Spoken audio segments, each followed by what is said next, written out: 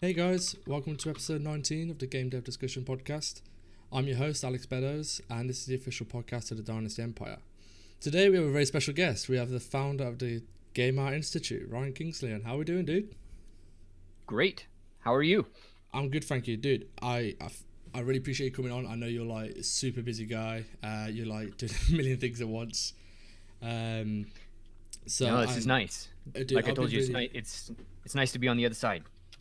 I bet, man. That's what a lot of people say, man. When they do this regularly, they like the chance to be on the other side of the seat, or the other side of the microphone, I suppose, in this instance.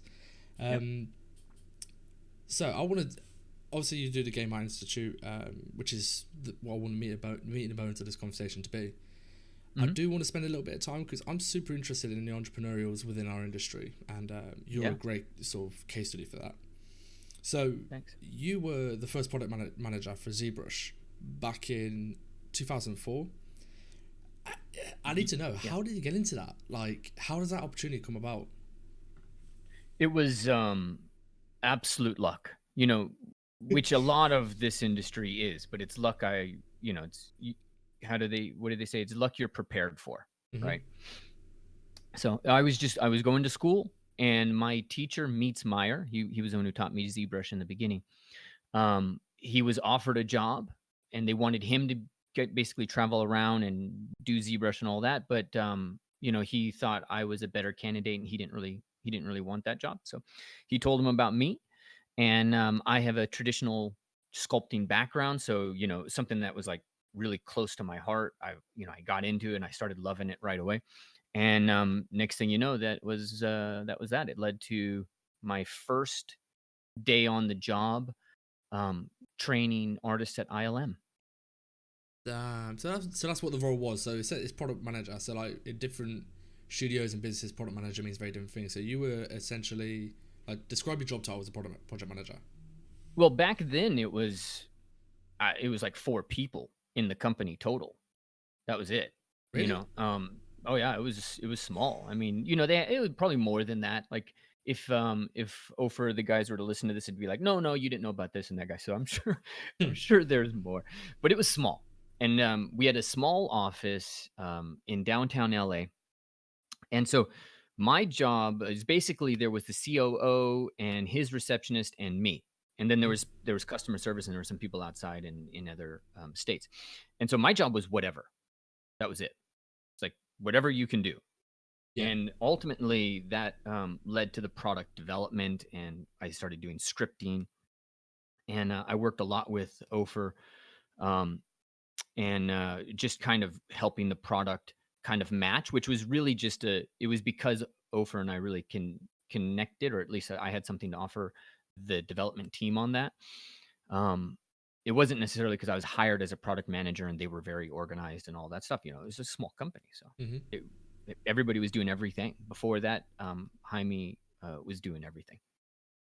Like, I'm fascinated by these companies. Well, I say companies. Actually, I should probably rephrase that. Tools come along that sort Hmm. of completely revolutionise the industry. Did Yeah. you guys like have any inkling that this was going to be as big as it is? The ZBrush was going to be the sculpting software. 'Cause, like, in fairness, and I know there's other packages which have tried to offer similar services.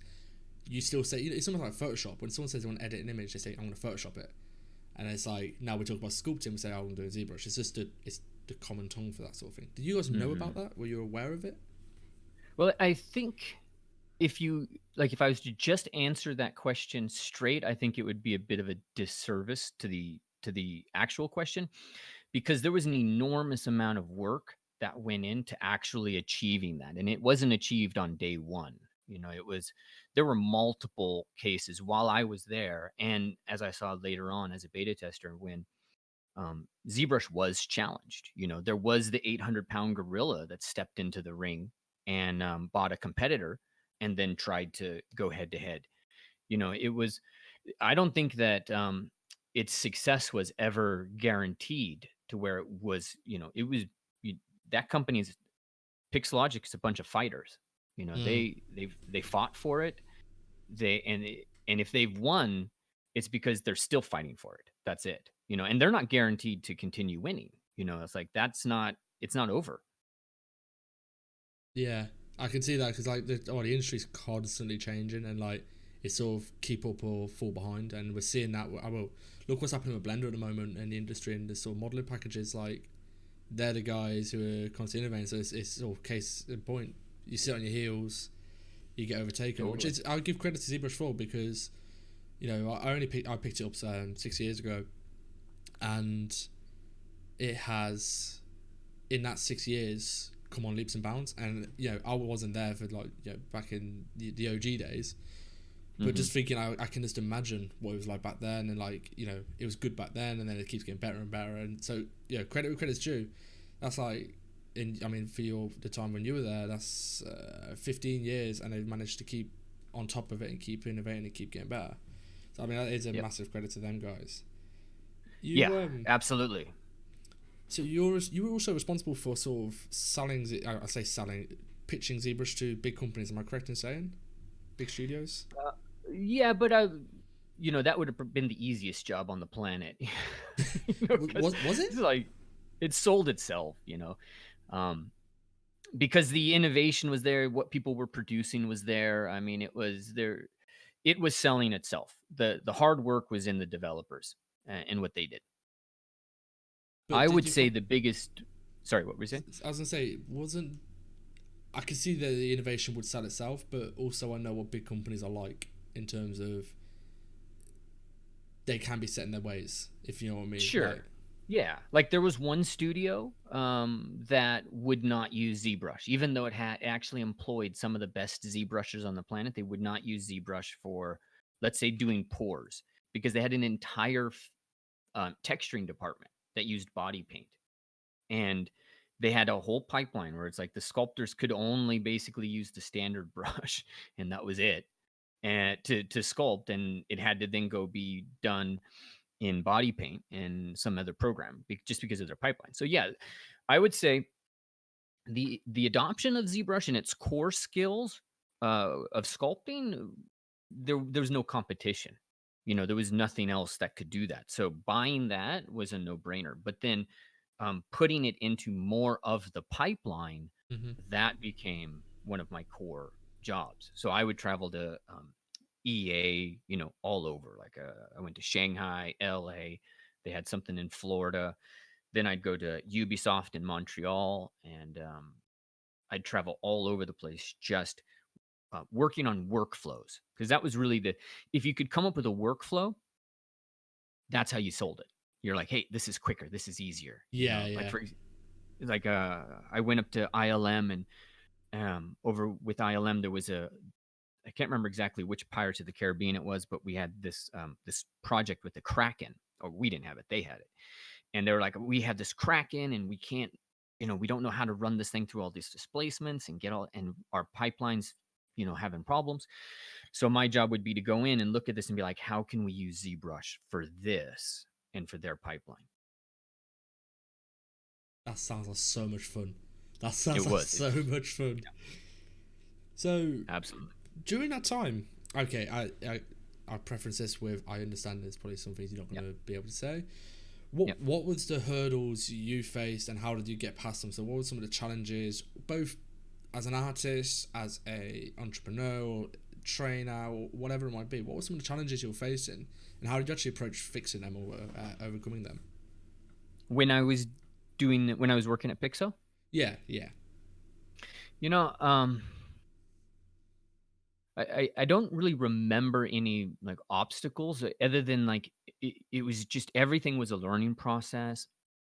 And I worked real close with Ofer on pipelines and tools and stuff like that. You know, you could say the biggest hurdle that I had was getting on the same page as Ofer, the developer of Mm-hmm. ZBrush. And because I was this bridge between the production people and development. And so, like an example of this, today everybody uses the clay brush, right? It's like it's the most powerful tool there. And when the clay brush got on my desk, right, like there was every couple of days.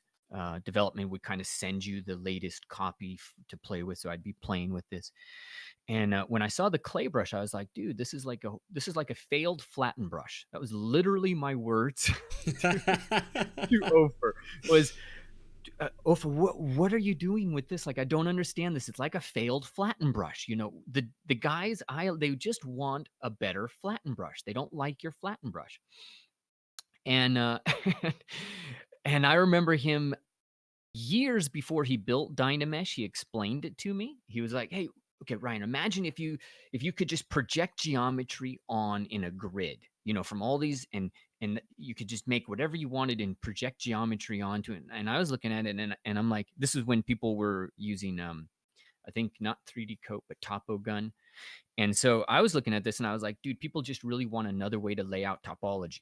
So why are you building this thing? And then later on it was Dynamesh. And I'm like, oh, I'm an idiot. Of course I want that.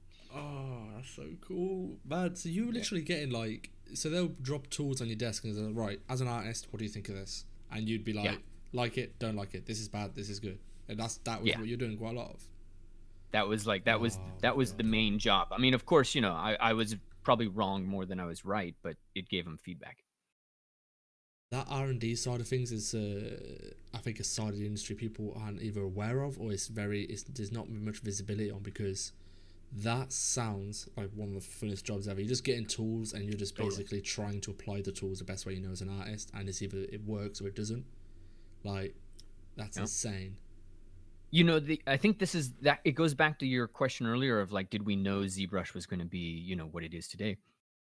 And nobody knew that because nobody knew what this was going to be. It's as I said, Pixelogic's, they're all fighters. Mm. They're fighting for this, and the development team is fighting for artists, and that's been their key thing. Like, we don't want to be fighting for engineers. We don't want to fight for programmers. We want to fight for artists, and they were very clear on who they were fighting for. And I think that they've continued to innovate tools because they know who they're fighting for. Yeah.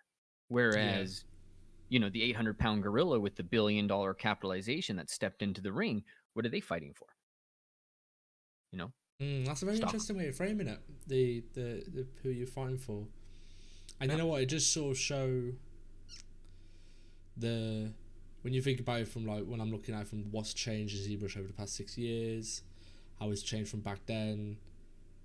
You can see that the proof's in the pudding. The tools they've implemented is all about helping the artists. Always has Mm-hmm. been. That's a very interesting way. I've never thought of it that way, and that's quite nice to hear. Yeah.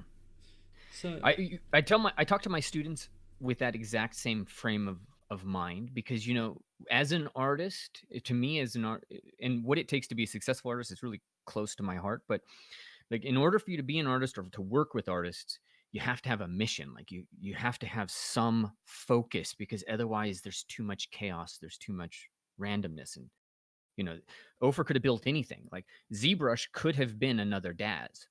mm, Could have, right? And we had this conversation, is like, Daz wasn't working for the development team because Daz made everything simple. So you weren't fighting for an artist if you made their life easy. That's not what an artist actually wants. An artist doesn't want their life to be made easier. They want their life to be made better.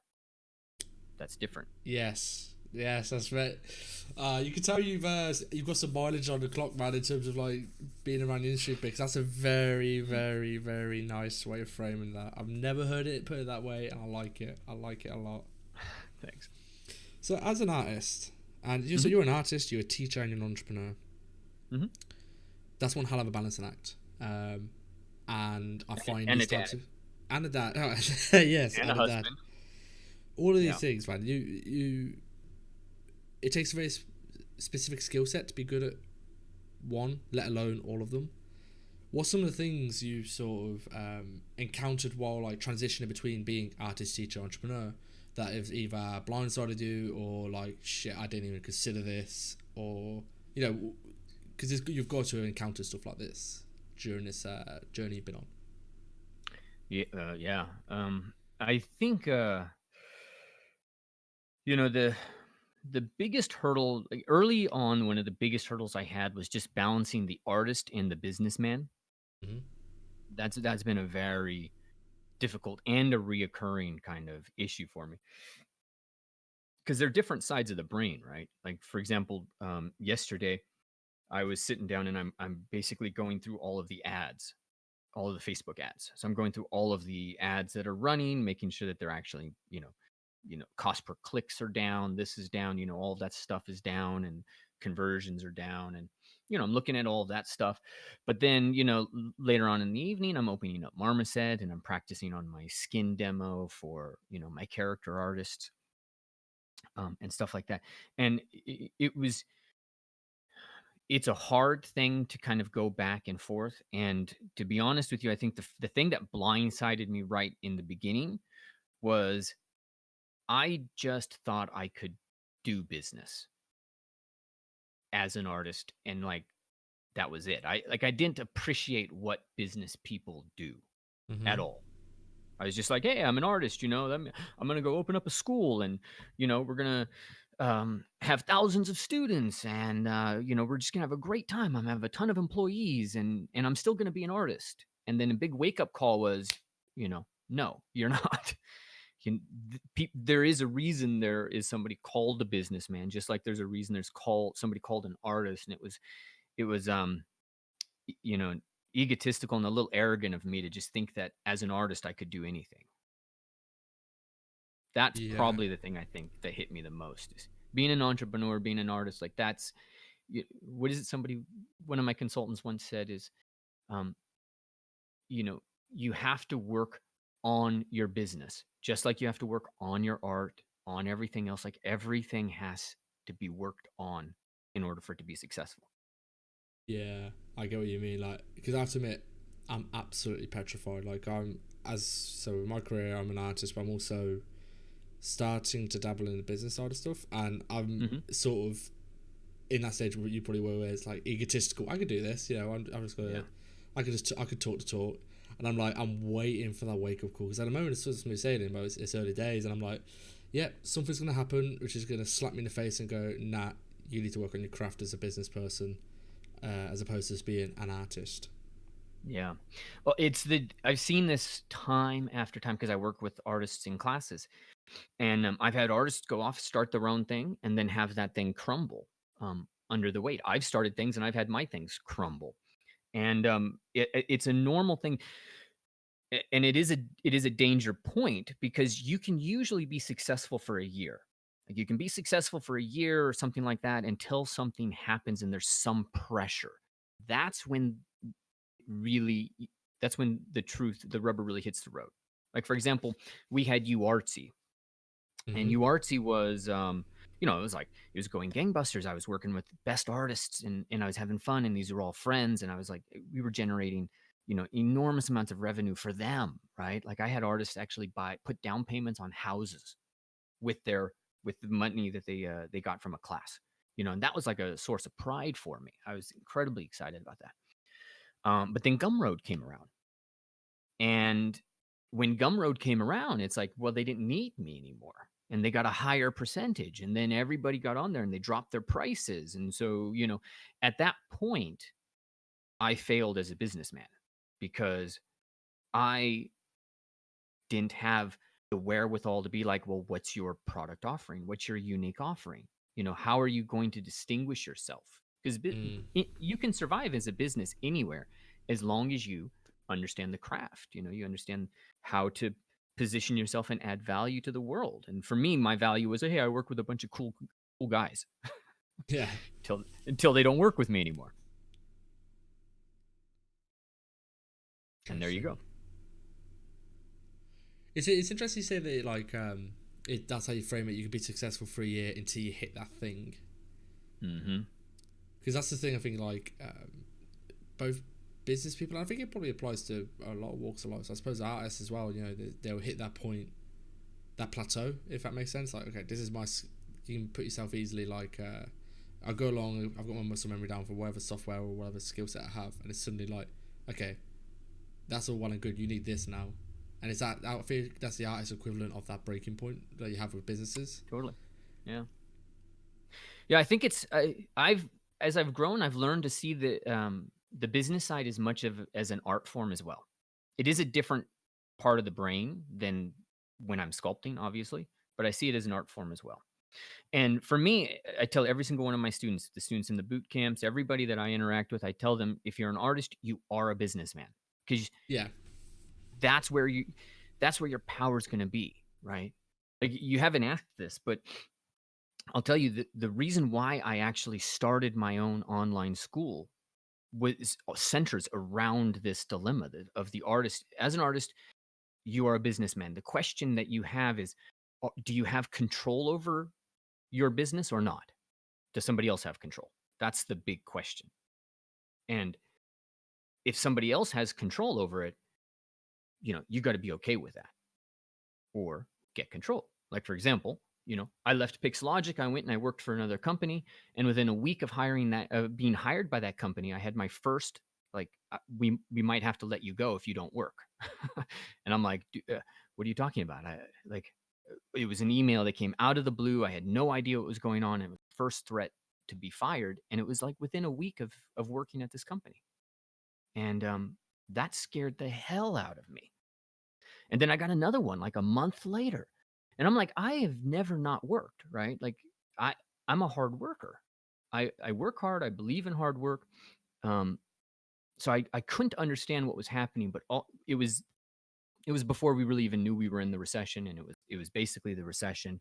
My boss was having financial pressure, and you know, and he was communicating that poorly to me. Right, So right, right. So I'm like looking at this like, oh my God, what am I going to do? I left that company. I went and started my own company, and I was making more money within, I made twice the amount of money I made at that company within a year. Damn. That's insane. I mean, I bet that's a hell of a leap of faith as well to do that. Leap of faith, plus my wife got pregnant. We got pregnant Mm. uh, like a month after that. So then I was terrified, and we had no insurance. And it was just crazy. And on top of that, I mean, my daughter was born and she was in the NICU for 7 days. The hospital charge for her was like $160,000. You know, insane. So there's risk, there's fear, there's anxiety, but I have control. Yeah, that's very true. I find it That's people don't Yeah. get that sometimes when you say, so when you're framing it as you're an artist is basically business. As an artist, you are a business. And I frame it as, so I believe the same thing. I've always come at it from a different angle in terms of, to be successful as a business, you've got to market yourself, you've got to be in the public eye a lot, you've got to do, you've got to network. And I treat the artist, being an artist, the exact same. If you're going to go on ArtStation, you don't just post your work on. If you want to, get eyes on your work, you don't just post on ArtStation. You post on LinkedIn, you post on Twitter, you post on Facebook groups and art communities Mhm. to get as many eyes on your stuff. And that's exactly what you do with a business. But every time Yeah. I've sort of spoken about this with people, most of the time, should I say, people are like, nah, no, a business is completely different to being an artist. I'm like, break it down to like, use some abstraction and think about it from like the key things you do as a business and the key things you do as an artist. They're pretty much exactly the same in terms of gaining success. Yeah, okay, the micro skills you're actually doing are different, but the what's the word? The criteria for success in order to get it is the exact same, almost to the T, Yeah. which is kind of weird to say that. But Yep. so, go Another on. along those lines, you know how they say, with Facebook and YouTube, um, if you don't know, what the market is, then you're the market, right? Like, if you go onto Facebook, you're what Facebook is marketing. When you think about your life as an artist, and this is really important for me to communicate to anybody listening and all my students, is if as an artist, if you're not also involved in the marketing and business side of yourself, well, somebody else is for Oh, I you. see. Okay, so I You wasn't know, following for a second, but no, I get, I get that. we can get onto Facebook, and Facebook is free to us, but it's free to us because we're what Facebook is making money off of. Yes. All of our activities and all of that stuff. So you go and you work for a game studio, and I know executives. Games isn't something where I think people go to make money, right? It's most people have a passion for it, on the business side and the artist side. But when you're there, the studios are going to have to be marketing your efforts. You should be marketing your efforts as well, so that if the studio has to make some downturn or some decision because of their own business decisions, you have power still. You Yes. know, you have some control over what you're going to do. Like an example of this, an example of an artist that I think does an unreal job of number one, being awesome, because that's the first priority we have, is to be awesome. But then the second one is we have to help people see how awesome we are, and put ourselves out there and be valuable to people. But the artist that I think, just comes to mind right off the top is Jonathan Bananas. He Oh, does an yeah. amazing job. He's very And then good. he does, yeah, and then he does tutorials, and then he posts all over and he shares. So now I never have to hunt. It's like, if Jonathan does something, he'll actually come into my community and he'll post, and I'm so grateful he does that. Yeah, there's a few guys like that which come to mind. Them ones who are not only complete bosses of what they do, but then find their way to give back to the community. So like, there's a couple of different ones. Obviously, there's Jonathan's also like Daniel Tiger, but then you got like Oh yeah. Jonas Ragard is doing not so much giving back to the community with tutorials, but with content. Here's some content you can, and it's a business as well, which is great. Yeah. But like, it's that you're in the public eye. He's made a business out of that, which is great. But as an artist as well, it's like he's gave another avenue to have access to him, and I think that's, like you said, Jonathan does that fantastically. In fact, I think anyone who's had the pleasure of doing them GDC talks has to be that type of character. I think, otherwise Totally. you don't get that gig if you're not. Yeah. Agreed. That's that's just the GDC. That's one angle. He posts on Polycount, and Mm-hmm. he does tutorials and he does breakdowns and he helps people, learn these little bits. He shares the wisdom. He doesn't kind of keep Hoard it it. to himself. You know. We are in a weird industry for that. I don't know. Okay, I might be second guessing. I feel as if it's a weird thing that we as an industry are so sharing. There's none of that. I'm going to keep my Yeah. secret for me because it's going to make me the prize pony. There's none of that. Everyone's sharing their knowledge. And I haven't experienced other industries enough to have a say, but I feel as if that not something that happens in other industries. But that's I think ignorance. we're definitely open. I mean, I would say I've actually had people refuse to teach me for whatever reason. Just like I take a class and they cancel me out of the class. Sorry, what? What, they think you were like, you're too good for it, or They never explained it. They just ghosted me. I've actually had that happen to me. I won't mention names, obviously, because that's just rude.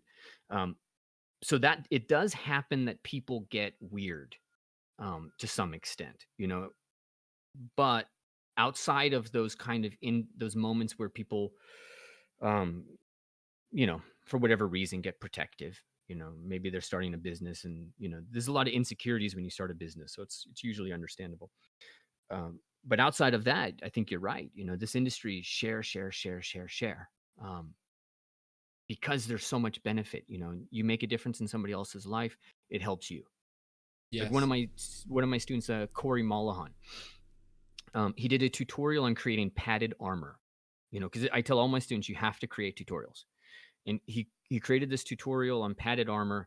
A year later, he's in a job interview, and they're like, "Oh, you're the guy that did that Gambison tutorial," and it helped him get a job. It's interesting having that hallmark thing. I spoke to Jonathan Researcher, James Researcher, sorry, about this, because he did the substance material with the pills, and when he got into 343, they're like, "Hey, you're the pills guy," and then there's other people I know. So Kieran Goodson, I know he's known for his writing. He did a fantastic article. Like, oh, you're the guy that wrote that really good LinkedIn article. And it's interesting. People get that, if you can get that hallmark thing, like, and unfortunately, mine's becoming I'm the podcast guy rather than the art, which I'm still yet to find out if that's good or bad. But it works for Joe Rogan. Yeah, it works for him, dude. I'll try. One day I'll get him on. I think he'd have a lot to offer to artists because he's a comedian, and that creative stuff. I think there's a lot of parallels. Like there's parallels between business and art. Totally. But you spoke a little bit about why you started the Game Art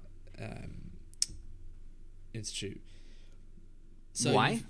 Yeah. you're saying you've elaborated a little bit on why. Yeah. What's your, so you've mentioned about like unique selling points and stuff like that. What's your thing you're offering? What's the unique thing you're offering from there? What key skills are you teaching people that sets you aside from other teaching outlets? Mm. I approached that question because I've been in business 8 to 10 years. I forget right now.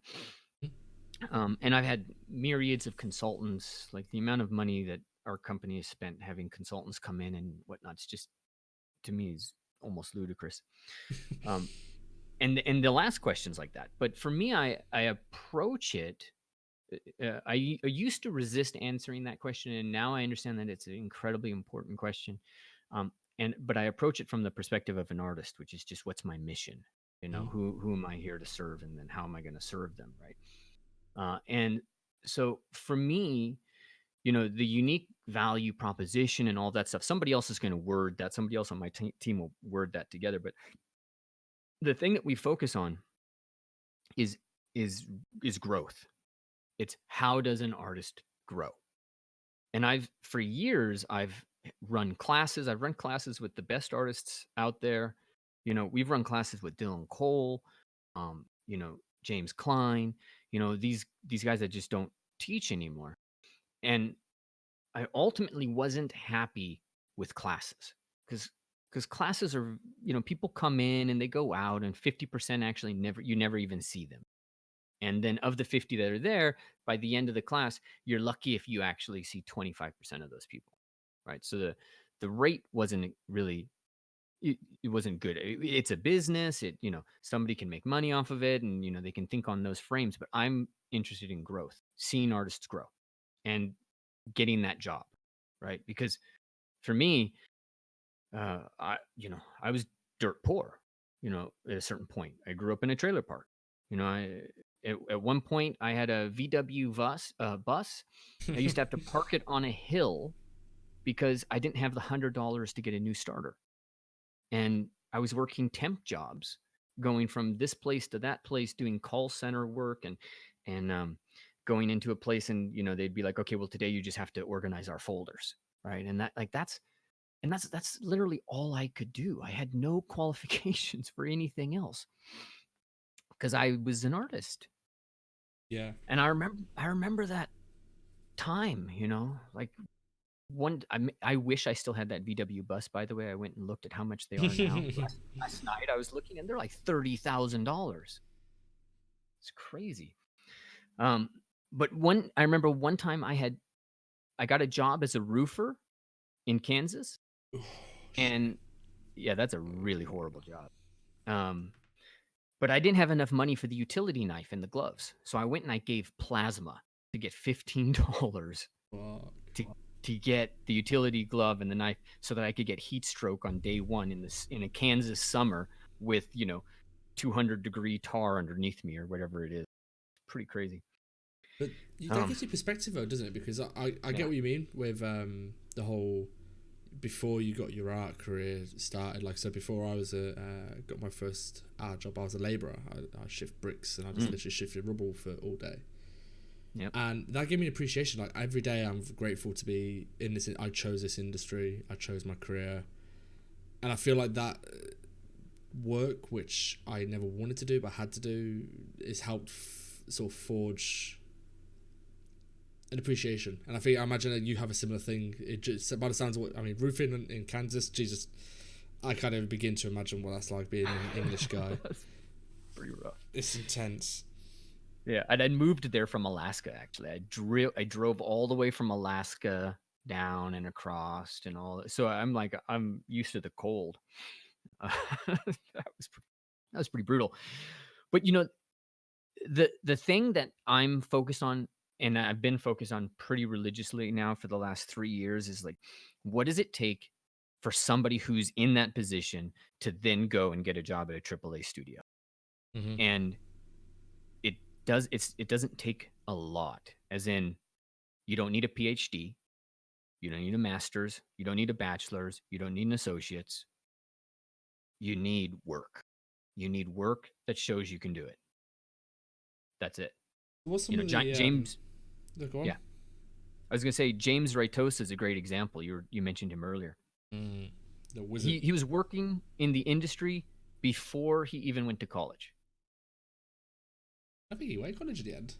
I believe he said he's that kid's a little genius though. He's a wizard. Yeah, he He's is. But he skipped college. He didn't even bother. yeah, yeah. It's he. I have to admit, college. I suppose this is a conversation for another day. Yeah. I have my own viewpoints on what you sort of. You don't need a piece of paper to say you're a good artist. Like I said, the work speaks for itself. Right. Now you've obviously taught a vast amount of people, and you've seen people be successful. You've probably seen people not be so successful. What are some of the markers you've seen from the successful students that you'd say, okay, they did this, and I feel as if I contributed to their success, so other people can sort of go, oh, they did that. Okay, that's a good idea. I should start adopting that habit into my my life. Because I imagine you've seen a lot of that sort of stuff. Yeah, I wish I could. I wish there was like a 7 habits of highly effective artists. and I'm, I might write that book, or somebody might write that book, and somebody might find it. But there's one truth I've learned, in at least it's a truth for me, and that's that you can't tell in advance who's going to grow and not grow. What you can tell um, is that those who put in the work are going to be more likely to be successful. Because Mm-hmm. I've had very talented students come in, and they barely grow because they put in 5 hours a week.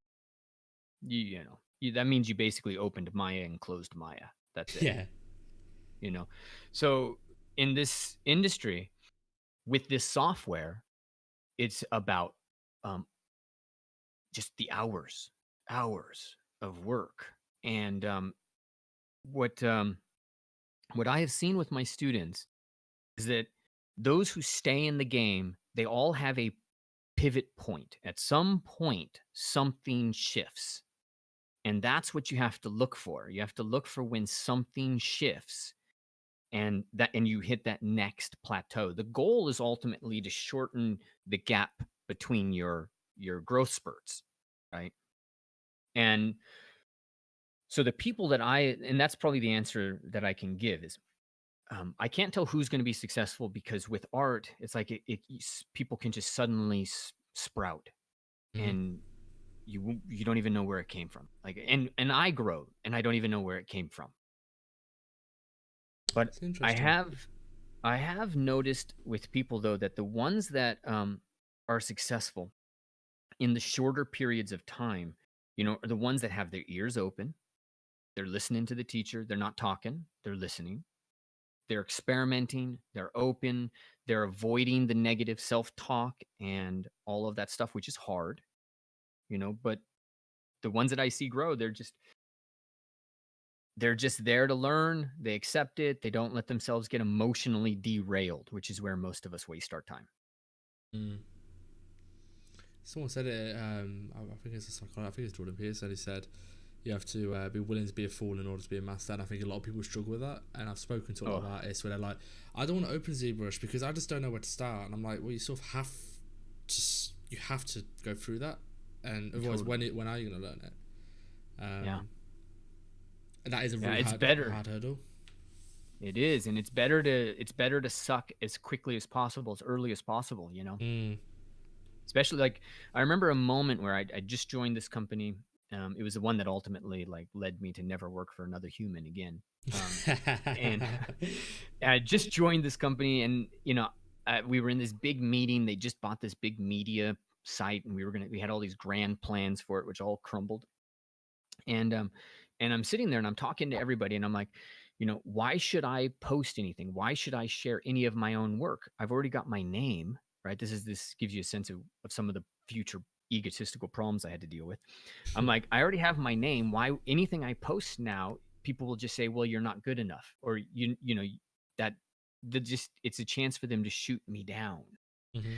So I developed a fear of actually taking any chances and doing my own work. And I suffered greatly, man, greatly for that one inability to just let myself be a fool. How did you get past that? Painfully, slowly, a lot of journaling. I had to bring on a lot of coaches, um, and then ultimately just allow myself to. Ultimately, what happened is I shifted into a different area and allowed myself to be a fool somewhere else, Mm-hmm. and I made clear distinctions between public Ryan, private Ryan, and I had an area where I could work and I didn't have to post it and put it on business or do any of that stuff. It's just like, here's me sculpting just for myself. Um, and at that point, actually, I started painting. I have all these like 6-foot figure paintings from that time.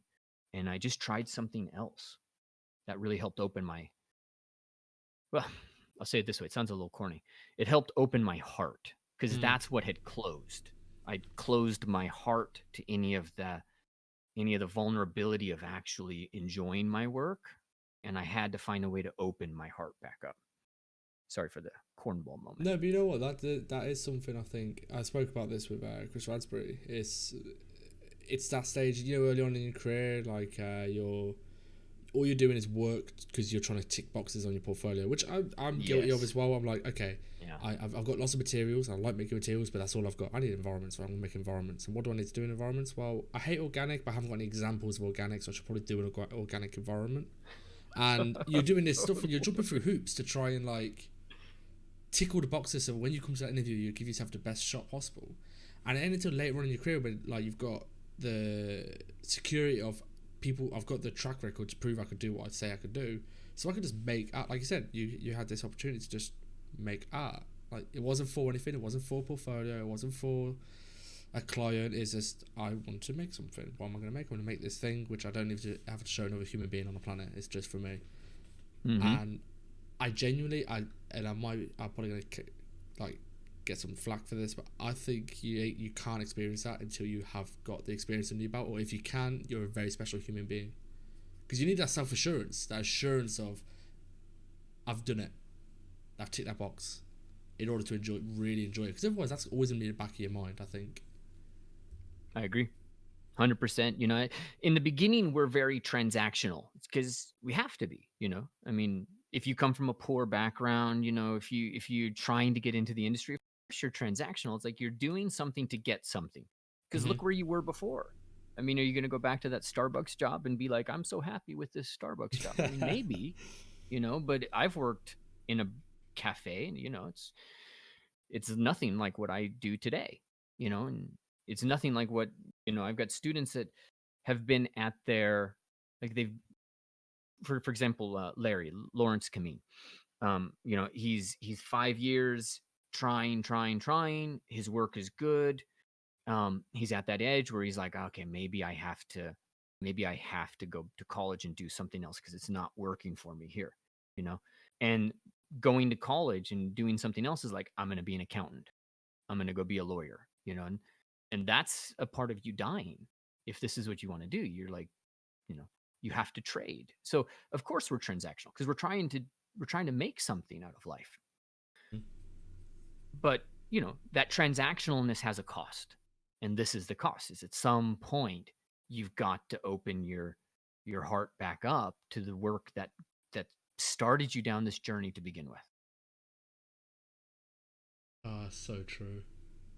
It's really interesting because there's a lot of like it's weird. You're saying a lot of things which I know, but you articulate them in a way where it's very easy to comprehend. It's very useful. You said you wanted to write Thanks. book. You might write a book on this. I've got your perfect title. You said it earlier. Artists don't want it easier. They want it better. That's your title of your book. If you ever do this, Good, that's good. The that's the hard one you do. way. How to live a better life. I think that is a book, isn't it? How to? I think I think I've read Probably. that book. Um, so I want to wrap up with one very difficult question. I apologize. It's always Yeah. a difficult question for every guest. Yep. You've done a lot of things. Hmm. I think you've probably out of everyone I've spoken to so far got the most vast sort of career experience. What have you learned over the course of that? That you, if you could go back to you at the beginning of your journey, you go, oh, dude, just do this. Just please, for the sake of your sanity, for your happiness, do this. And I tell you, we'll write off the one which you mentioned about the opening your heart up, because I think that's a sort of truism in itself. What else would you say to younger you at the beginning of your journey? Well, I mean, right off the bat, that is the number one. It's like, use the transactionalness as long as you have to, and get rid of it and start opening your heart and start really doing the work that matters to you. But then the other part that I would say, the other part that I think would be important is to be kind of okay with this being a bit of a business, and being okay with the fact that um, you have to market yourself, you have to present yourself, because I'm a huge introvert. It's um, sometimes when I tell people this, or when people come onto my team and they see kind of how I operate, they're like, "What? Where?" Like, this is this guy who's on video and he's writing emails, but it's like I'm behind a camera, all those times. And so, I'm a huge introvert. I don't like to put myself out there. I only put myself out there to make a difference, to connect to somebody. And if I was to go back, I'd be like, relax, dude, chill, just stop making such a big deal out of, everything, and just go out and connect and work on kind of being a better friend, and just being out there with other people, not so introverted and kind of in my own way. Mm. I think that's going to be a bit of a pill for some people to swallow, including me, Yeah. to do that. But we all have superpowers, and we all have, our kryptonite. Mm-hmm. And usually it all kind of, like, we use it all for the benefit of ourselves. So, like, me being an introvert, that's actually been a huge part of what's helped me be successful. I'm not out there partying. I'm here working on workflows. Even to this day, I'm still working on workflows for my students and things like that. All that. So, it all works out. Like, it all works out. That's all I got to say. It'll work out. That could be the closing line of your book. There you go. You've done the beginning and end. You just got the middle to do now. Awesome. Right, Ryan. I know you're the busiest guy on the planet right now, so I'm going to let you get away. Awesome. I want to say thank you to everyone in chat who's been hanging out. I have to admit, this has been one of the most insightful podcasts I think I've done. Like I said, you said a lot of stuff I know to be true, but haven't really formulated, and I think you've done a great job in formulating it. And I know if I'm getting value out of it, I think everyone listening will get a lot of value out of it. All right. Thanks, Alex, man. I really appreciate taking the time. No worries, dude. Everyone, just so you know, down below the Twitch, there's links to the Spotify, the YouTube channel, the SoundCloud. I appreciate going along, following, liking, subscribing. It helps spread the word of the podcast and help more people. There's also a link to the Dynasty Discord. It's an art community. You can post your work, get critiques from industry professionals, from juniors to seniors to leads. There's a whole variety of people in there, and it's a great community. Some of my best friends are in there right now. It helped me, and I know it's helped a bunch of people. But we're gonna wrap, dude. Thank you very much for being on the podcast. Absolutely. Thank you.